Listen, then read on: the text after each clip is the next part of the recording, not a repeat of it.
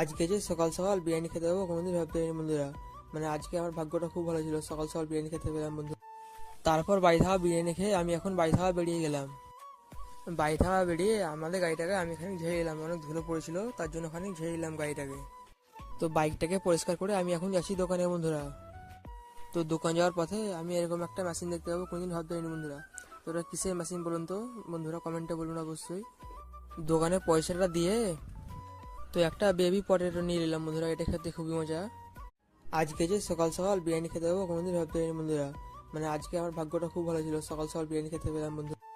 তারপর বাড়ি থাকা বিরিয়ানি খেয়ে আমি এখন বাড়ি থাকা বেরিয়ে গেলাম।